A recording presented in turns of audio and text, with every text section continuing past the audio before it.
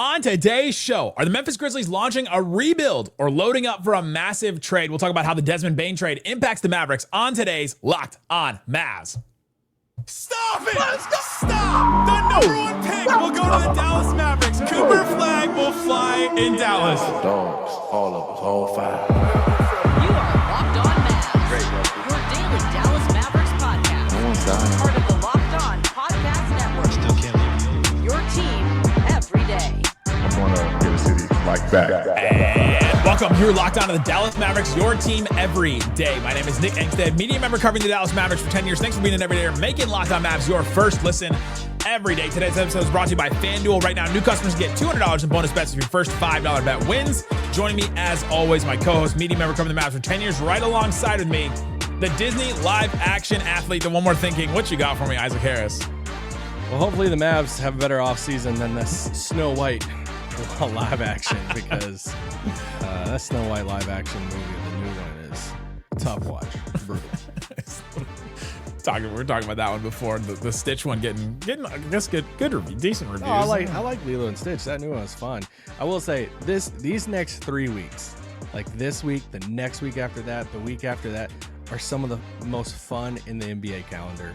I'm so excited. We got a taste of it today with a Shams tweet, and I was just like, bro, we're here. We're in this. If we're not in the finals like every other, 28 teams, this is exciting times, and it should be fun trades and the draft, and I'm just excited. Absolutely. Today's episode, we'll talk about that big trade that happened during the NBA Finals, by the way. Finals are still going on. Talk about how this trade affects the Mavericks as far as Orlando in a trade suitor, what the Grizzlies are going to do. And so let's start here with this one. The first thing when I thought about this trade is like, all right, the Memphis Grizzlies, if they just do this trade, and maybe it was a deal that they just couldn't turn down. So it's Desmond Bane going to the Orlando Magic, and the Memphis Grizzlies get Kentavious Caldwell-Pope, they get Cole Anthony, and they get 4 first-round picks and a swap. The picks are kind of all over the place. We'll talk about those a little bit later. But the first thing I thought of was, well, if this is just a deal they couldn't turn down, and they're not trying to go for anything else, or even if they're just like soft launching a rebuild, because they look at this team and they go, all right, we've got to make some kind of move. Everybody was talking about this team's got to make some kind of move because they're not going to take max contracts for Ja Morant, Jaren Jackson Jr., and Desmond Bane into next season or the season after that or the season after that, go into the second apron. That's just not what a Memphis team with that small of a market usually does. And they haven't been successful enough to do that and to go into that second apron yet. And so if it is some sort of like soft rebuild in a way, how can the Mavericks take advantage of it? First of all, they can take advantage of it by being better than them next year, because they're going to be a worse team to me, I think. I think KCP and Cole Anthony would be serviceable for them. And maybe KCP take a little bit of a leap up. Maybe he fits better with Memphis than he did with Orlando. But I think that they'll be a worse team because I think Desmond Bane's that good. Yeah, they're like, hey, we can't have 3 of these contracts, and Orlando's like, hey, we'll do 4 of them. Yeah. All right, hold my beer. Hold my apron. Hold my apron. Tie my apron for me. For Dallas, I mean, I think the immediate thing for me was like, thank God it takes another team out of the top 6. Maybe. Because it's like you look at the gauntlet of the West, it feels like every team is going to be adding or going to be has already or something. Like Durant could go to another West team. San Antonio can do who knows what. It's like feels like a bunch of these teams are going to be getting better, and Dallas is getting Cooper Flagg. So yes, we need more teams at the bottom of the West. Not saying that Memphis is going straight to the bottom of the West, but it's like there's not too many teams you're looking at in the West and say, all right, you're for sure not going to be in the top 6 next year. And if they don't do anything else with the assets they got back, I don't think that they're a top 6 team. I think they'll be fighting for a play-in spot. At the very least, they'll draft. They got the 16th pick in this draft, so they'll pick somebody. At the very least, they're good at drafting. They have been very good at drafting. And so, but I think now you look at them, it's like, all right, well, they could also be loading up for a big trade. We'll talk about that here in a second. But let's focus on the rebuild part. If they do soft launch a rebuild, who would you go for? Would you go for Ja Morant? Would you take the huge swing and say, all right, the Mavs need a guard. Let's figure out a way to do this. I think you can do like Klay, Gafford, and Najee Marshall. Najee Marshall would be an incredible Grizzly, by the way, but he would like fill in that Dillon Brooks hole that they've had.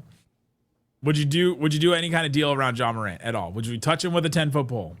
Well, it feels like on paper he is like a Nico target. But yeah, I think it's just like you're committed to Kyrie. Shoe company, John.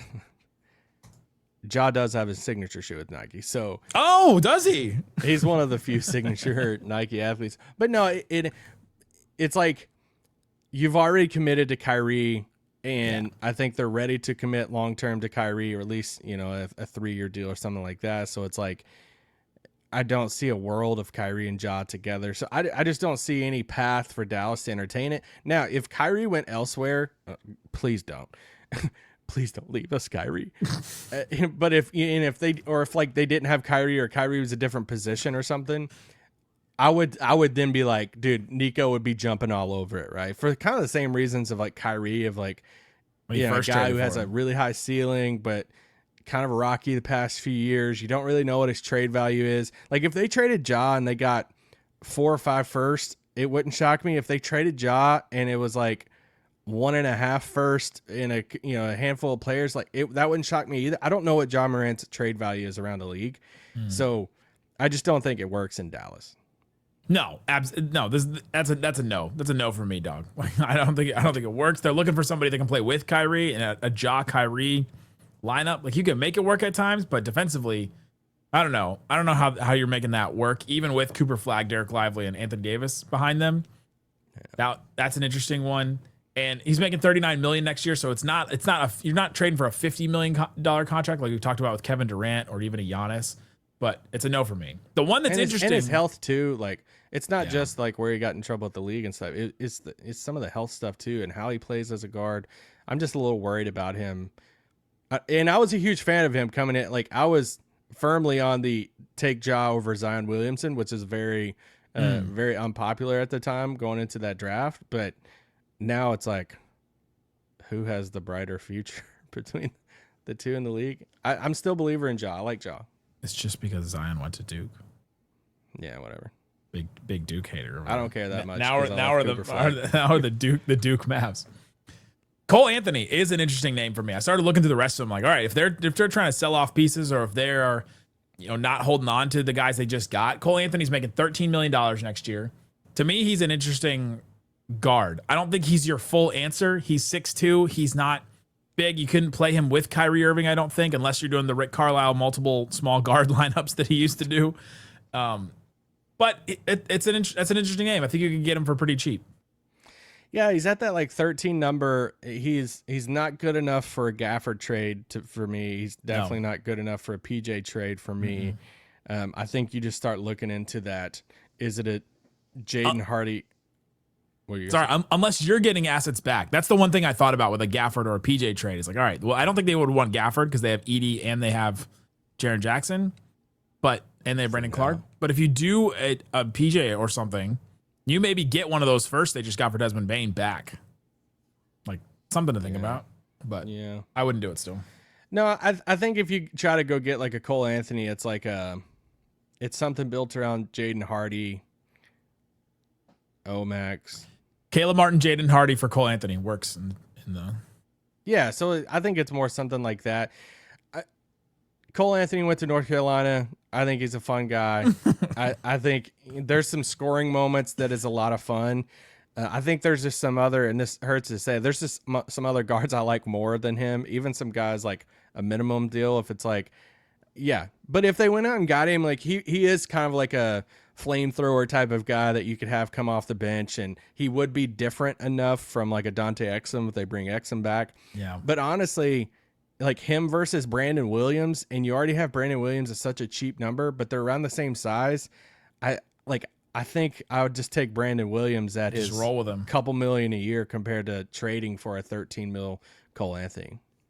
It is a buy low for Cole Anthony, but his minutes the last 4 years have gone down. It's like 31, 28, 24, like 18 last year. Like it just goes down every single year. And everything that's on his like if you turn over like his like a Pokemon card of Cole Anthony and it's like his strengths or whatever, is that on a Pokemon card? The Pokemon card stats are on the front of the card. Okay, there you go.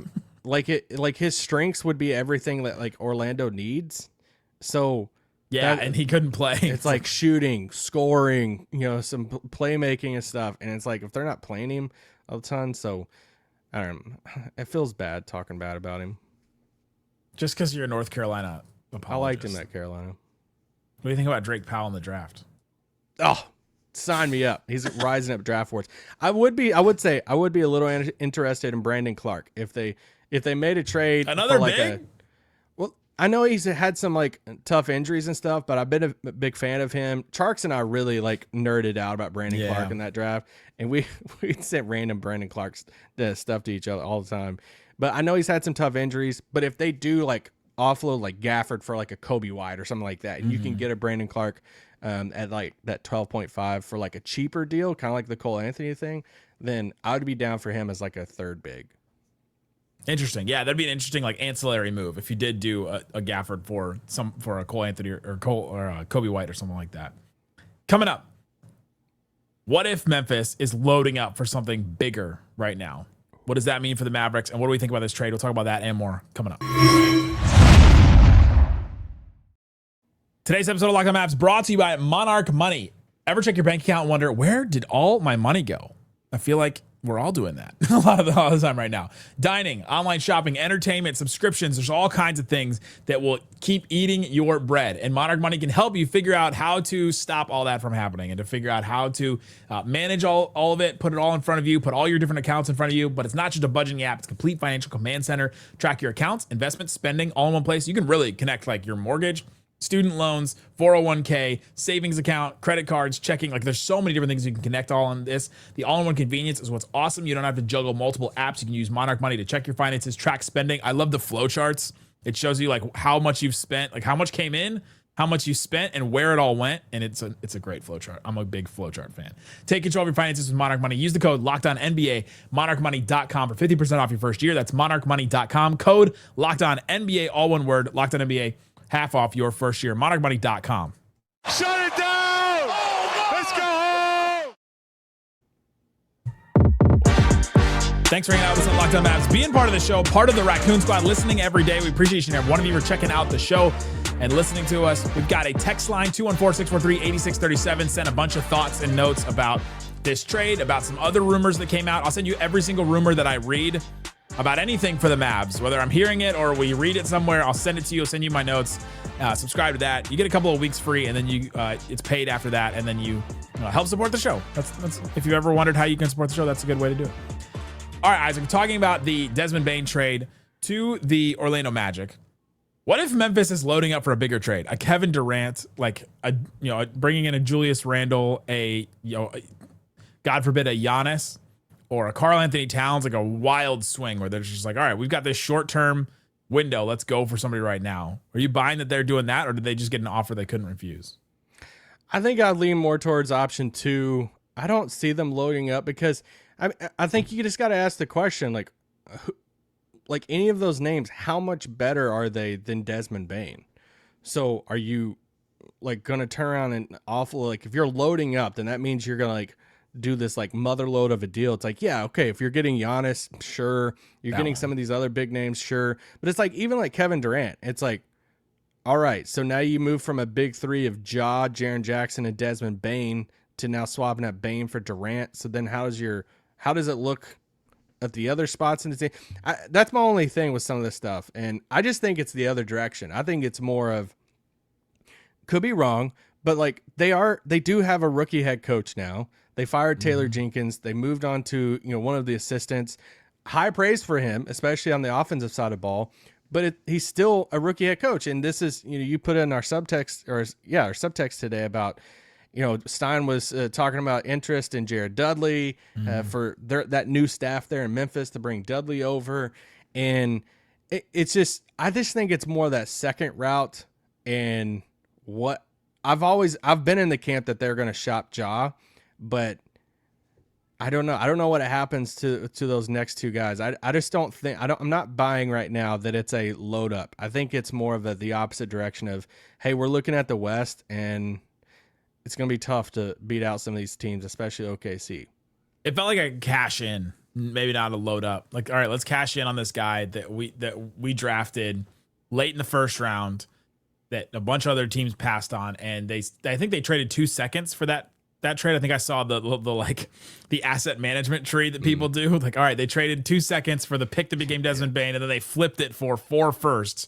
Like, that's pretty good asset management right there. And so maybe it was just a cash in. We don't think we can pay these guys. They do have a lot of young players that have played really well for them, like a Jalen Clark or a Scottie Pippen Jr. Yeah, guys Edey like played that. well last year. I like Vincent Williams a lot. Like, they have some young pieces. They're really good at drafting. So if they look at it and like, all right, are we going to really commit to these like big extension of these 2 guys? I don't know. Like, I just don't know the full direction that they could go with that. What do you think about the trade for the Magic now? The Magic get Desmond Bane. They've at least for a year or so. We'll see what they do, because you and I are talking before. They're like $30 million into the second apron right now with this, with a bunch of deals kicking in, Jalen Suggs deal kicking in, and a bunch of stuff.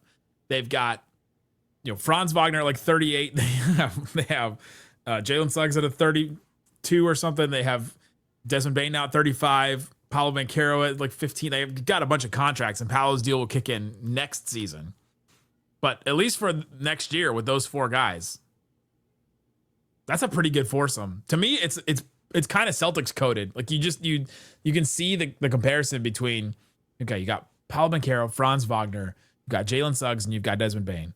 It feels similar style-wise to a Jaylen Brown, Jason Tatum, Drew Holiday, Derek White. Like, that's kind of how they built that team. And it's, offensively, it's a little more challenged than the Celtics one, but defensively, it may be better, worse. I don't know.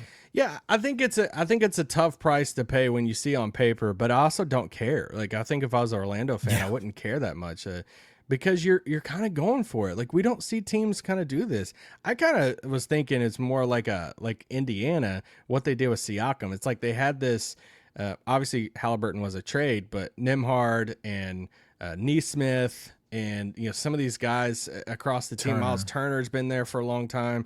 It's like they had all these pieces, and obviously they're going to have to be getting paid, and they got their own situation they got to figure out. But then they looked at it and said, all right, Siakam isn't an A+ guy. He isn't a Batman guy. He's probably not going to come here on his own, like as a free agent. We're not a free agent destination type of thing. And if we can go get a guy like that's really dang good and put him with all of our other guys that could take us to that next level, then let's just go do it. And for me, it feels like that's an Orlando thing. They had all these guys. They're good, but they want to take that next step. And it's like, all right, you probably overpaid, but you also went and got your Siakam, like your other like really good guy, and that's not a Batman. But man, I love the fit alongside like the other guys. I think that's going to be awesome.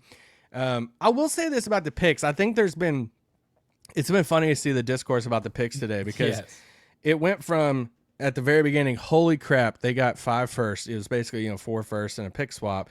But then it's like people start coming back around of like, well, these picks actually suck. And my whole thing with the whole thing with the pick sucks route is you just can't predict what picks are going to be in 3 to 4 years. So I think it's naturally you can look at them like, oh, dude, all these like young guys, look how much better they're going to be in 3 to 4 years. That's an eternity when it comes to the NBA world. You don't know about season-ending injuries. You don't know about trades that happen. Somebody's could get unhappy in 6 months, 6 to 12 months, and they're like, dude, I don't want to do this. I want out of it. Their GM could have a coffee date at Ascension and could really figure out what to, how to shake things up. It's Pete's. It's Pete's Coffee down there in Orlando. That's the Disney one. I was trying to think of a Disney thing, and I was like, I don't know what I'm more in the camp of like, I think it was a lot to give. And I'm not trying to discredit those picks because you are getting a 16th pick. I mean, unless you are very, very confident that over the next 4 years, Orlando is going to be like top 1 or 2 seed in the East every single year, then I kind of get the pick suck angle. But I think they're going to be locked in the top 6. I think they're probably, a top 4 team, but I don't know. I think that second pick they got could be really good. The pick swap they got. So they got the 16th pick in this draft. So they'll get somebody. So it's a not lottery, but close. They got a 2028 first from Orlando. It's top 2 protected. Or no, they got a 2028 first from Orlando that's not protected. 2030 first from Orlando. Those are the ones that people are like, well, Paolo's going to be 28 or he's going to be 25 and 27. So I don't know. They could. I mean, I get it. It should be in the 20s, but we'll see. Yeah. Then they got this 2026 first that is like a Phoenix pick swap, and Bobby Marks had to legitimately get out a whiteboard and write out like 3 different scenarios where the pick could be like 7, it could be 14, it could be 5. Like there's just all these different scenarios where there's different teams. Like the Knicks showed up, the Washington has a stake in it, the Charlotte has a stake in it. Like this convoluted pick that's gone all over the place. It's one of those you just like wait for the lottery and see what happens. See what happens with it. But that one could be good. That one could be like a top 15 pick again. But yeah, the picks. But saying 4 picks is like you're not getting 4 top 5 picks, so they're not like. No. It's not that, but they're also not nothing. You pay for what you get. It's my same take that I had with PJ and Gafford. Like, all right, yeah, it took first, and it took a lot of your assets to go get those guys. But you pay for what you get. You're getting good players. You're getting a good player, Desmond Bane, and they needed to take another step, and they felt like they needed to do it. They needed to get another score, and they got one. Teams in the East keep taking steps up and take some players from the West. That's not from Dallas. Like that's my take more. Miami, get Kevin Durant. Actually, do we care about that one? I mean, I do. I do. Like if KD goes to Houston or San Antonio, I think it definitely affects the Mavs because I think it definitely pushes those 2 teams up. Coming up, one more thing that is better for the Mavericks after this trade. I'll tell you what that is. Today's episode of Locked On Mavs brought to you by FanDuel. NBA playoffs are in full swing. The finals, we're talking about this trade, and the finals are still going on right now. All kinds of great stuff on that. They've got series leaders. Make the most total threes. Halliburton plus 140. Lou Dort plus 180. They have most rebounds. They don't have most free throws. Skeptical. All kinds of different things on the NBA. They also have WNBA, our Wings. They're down. They're down real bad right now. Wings against the Valkyrie coming up on Tuesday. Wings are a 1.5 point favorite. I don't know if I'll take the point spread on that one. The Valkyrie are an expansion team, and they've been better than the Wings this season. If you feel confident about anything, and it's your first $5 bet, put it down on that thing. You get $200 in bonus bets if you win. If you're new to FanDuel, perfect time to sign up right now. Make every moment more. FanDuel, official sports betting partner of the NBA. Please gamble responsibly. Shut it down! Let's go home! All right, Isaac, we're talking about the Desmond Bane trade and the ways that it impacts the Dallas Mavericks. I think Memphis' side is one thing. We talked about they could be worse next year. They could be in a rebuild. They could be loading up for a big trade or something. Here's one for Orlando on Orlando's side of it. Orlando was a team going into the offseason that you knew, okay, they needed to add a guard. They needed to add somebody that elevated them. They created shots that could take a bunch of threes, a volume shooter, somebody like that. And they were a team on my list of teams that absolutely were targeting guards this summer. And that takes one of those suitors off the board. Like there was somebody in the Mavs subreddit that posted, they're like, Blazers fan coming in peace. We really thought that Anthony Simons is going to get traded to the Magic. Now what do? Are the Mavs interested in Anthony Simons? It's like fans from other teams that were going to trade their guard are now looking for, all right, who's the team now that's going to trade for this guard? I think the Magic in our mock draft that is coming out this week even traded for Anthony Simons and made that move in our mock draft. And so I think it takes a guard suitor off the board for Orlando, and I think that's a big thing for the Mavs. Unless they swap Simons for Jalen Suggs, and then they're wild. That would be that'd be a game. Yeah, no, I'm with you. Yeah, it does take them off the board when you look at some other guards out there, trade options, free agent options. If you're trying to get a free agent guard that's going to take a discount or something, and they were looking at Orlando saying, man, this is like a good spot for me to go to, a playoff team, win now team, young squad, and I could go and get some buckets and up my value, then it takes them off because, they're trading Cole Anthony in that. So you have Anthony Black still there. They still have, obviously Bane and Suggs and stuff. So, yeah, it is interesting with the Simons thing because it feels like they've been linked to Simons forever, or everyone's tried to do that. It's been the fake trade that makes the most sense for a lot of people. Yeah, it's like a CJ McCollum with like all these other teams back in the day when people tried to put him in Miles deals. Turner. But Yeah, now where does Simons go? Where do some of these other guards go? Does Orlando try to do anything else with their roster now that, I mean, they're like all in. So they could be trying to save some money, reshape some things. Is Jonathan Isaac on the move? The Memphis thing I'm also looking at too, of if they do stay down this route of kind of retooling, do they look at the market and say, all right, everyone is blowing up Brooklyn because they're like the only dumping ground out there to dump contracts with like picks and stuff? And do they look at it and say, hey, let's take advantage of it and go the other direction? We'll become a dumping ground too. We have like a KCP expiring. We have Brandon Clark and Cole Anthony. Like we have some, double digit there salaries, and just load up on even more picks than what they got before. So I don't know. That's just something I'm watching. I think I have the list of teams that are competing teams that are going after guards this season. Okay. Tell me if I'm missing anybody or if you don't think. Nuggets, for sure. They just, Mark Stein reported that Russell Westbrook declined his player option. He's going to evaluate his options. I think he'll probably go back to the Nuggets, but we'll see what happens with that. He declined that option. The Bucks, if they're going to keep Giannis and Dame's going to be out, I mean, they're looking for a guard. They're looking for some Kevin kind of Porter, minimum, baby. some kind of guard anyway. The Cavs, they may lose Ty Jerome, and then they wouldn't really have a backup point guard. And so we'll see what they end up doing there. And then Darius Garland's missing the start of the season, probably. That's a big one. The Kings, I don't know if you consider them a competing team, but all of a sudden the Kings had the image that looks photoshopped of De'Aaron Fox and Tyrese Halliburton both in Kings uniforms, and now they're looking for a point guard. That's their number one target this offseason, which is kind of wild, same as Mavs. The Rockets, Fred VanVleet has a team option. That one could be a wild card, where all of a sudden they come out and they're like, oh, now we need a guard. The Timberwolves, they got Anthony Edwards. Mike Conley's going to be 38, and then they have like Rob Dillingham and Terrence Shannon as their only other guards, like Dante DiVincenzo kind of. It's like they could be going after a guard, but like those are the teams I think the Mavs are competing for some of these minimums, some of these guard, the lower level guard trades, things like that. None of them has a chance to start though. The Bucks you could. Well, yeah, that's true.